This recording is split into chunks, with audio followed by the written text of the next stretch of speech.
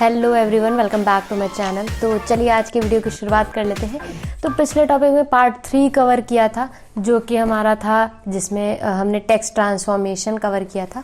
तो आज हम पार्ट 4 के बारे में देखेंगे, जो कि हमारा टेक्स्ट स्पेसिंग। तो टेक्स्ट स्पेसिंग में जो जो चीज़ें आती हैं, जो जो टॉपिक आते हैं, वो हम आज सारे कवर करेंगे। तो अगर हम टेक्स्ट इंडेंटेशन की बात करें, सबसे पहले हमारा आता है टेक्स्ट इंडेंटेशन। तो टेक्स्ट इंडेंटेशन का अगर हम जो प्रॉपर्टी है वो यूज़ करते हैं, अगर हमारा कोई पैराग्राफ है और हम फर्स्ट लाइन को थोड़ा सा शिफ्ट करना चाहते हैं कि हमारे फर्स्ट लाइन है, और फिर हमारा नॉर्मल जैसे हमारा पैराग्राफ चलता है वैसे करना चाहते हैं, तो हम टेक्स्ट इंडेंट प्रॉपर्टी का यूज़ करते हैं। तो उसमें हम जितनी वैल्यू देंगे वो उतना ही हमारा कंटेंट शिफ्ट हो जाएगा। तो अगर हम ये आपको स्क्रीन पे दिखाएं तो ये देखिए, हमने पहले से ही थोड़ा सा HTML लिख रखा है जिसमें मैंने पैराग्राफ ले लिया है। और ये तो अभी हम अगर इसको हम करेंगे तो ये नॉर्मली हमारा इस तरह से दिखेगा। अभी आप देख रहे हैं सारा एक सिंगल स्टार्ट हो रहा है। अब अगर हम इसमें टेक्स्ट इंडेंट P में हम स्टाइल ऐड कर देते हैं टेक्स्ट इंडेंट, और हमने यहाँ पे दे दिया वैल्यू 50 पिक्सल।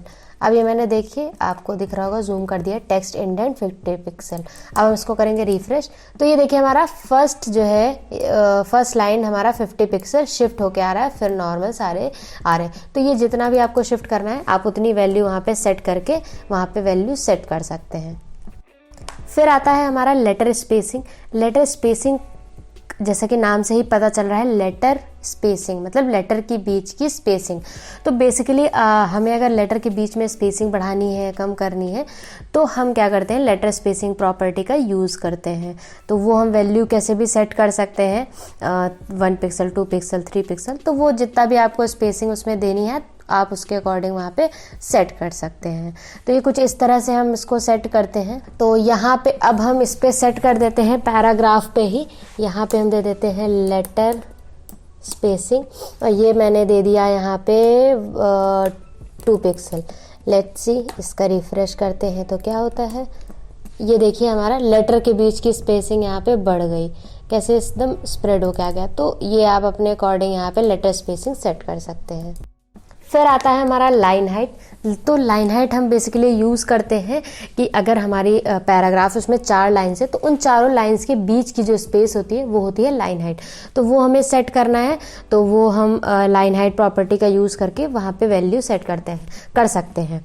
तो वैल्यू हम बहुत टाइप से देते हैं। अगर हमें वैल्यू देना है, नॉर्मल दे दिया, तो वो अपने अकॉर्डिंग नॉर्मली जितनी वैल्यू होता है वो ले लेता है। फिर दूसरा हमारा आता है कि हम इस तरह से देते हैं विदाउट एनी यूनिट, लाइक 1.2, 1.6। तो ये क्या होता है, वो हमारा फॉन्ट के अकॉर्डिंग कैलकुलेट करता है, जिससे कि हमें अगर हमें फॉन्ट साइज हम कम ज़्यादा भी कर रहे हैं तो उससे लाइन हाइट पे इफेक्ट नहीं पड़ता है। दैट मीन्स वो रिस्पॉन्सिव होता है कि अगर हमें मोबाइल में फॉन्ट छोटा करना है तो वो उसके अकॉर्डिंग उस हिसाब से वो वहाँ पे लाइन हाइट ले लेगा।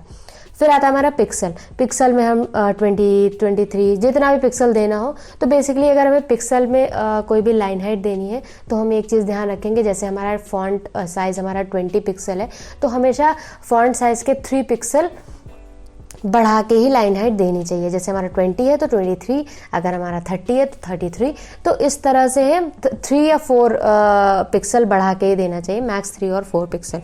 तो इस तरह से हम पिक्सल में भी वैल्यू दे सकते हैं। फिर आता है हमारा परसेंटेज। परसेंटेज वो फॉन्ट के परसेंटेज के हिसाब से डिसाइड कर लेता है, तो वो हम परसेंट में भी वैल्यू दे सकते हैं।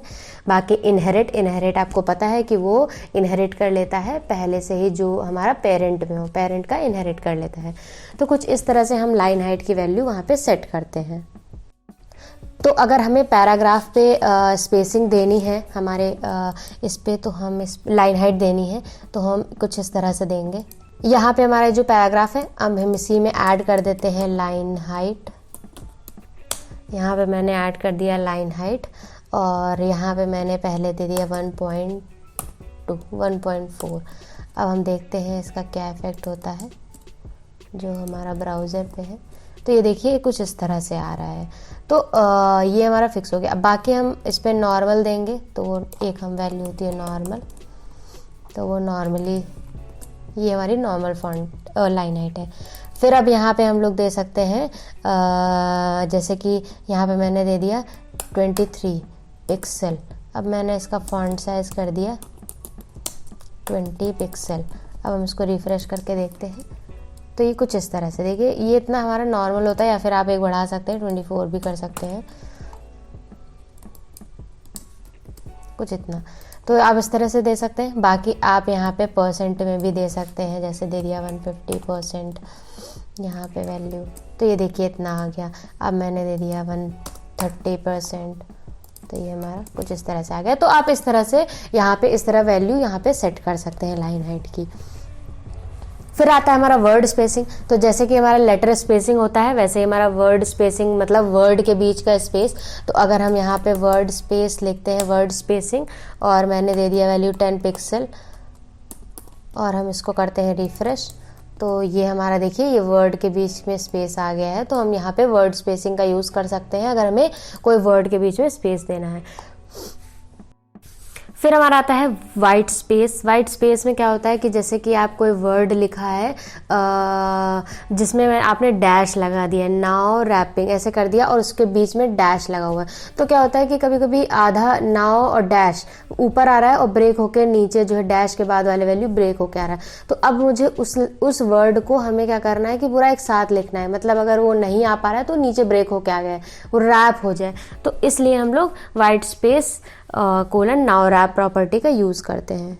तो ये कुछ थी हमारी प्रॉपर्टीज़ उसकी टेक्स्ट स्पेसिंग की। तो आई थिंक आपको समझ में आ गया होगा। तो अब चलिए मिलते हैं नेक्स्ट वीडियो में नेक्स्ट पार्ट के साथ। तो तब तक के लिए ऐसे ही खुश रहें, सीखते रहें। Bye bye, take care.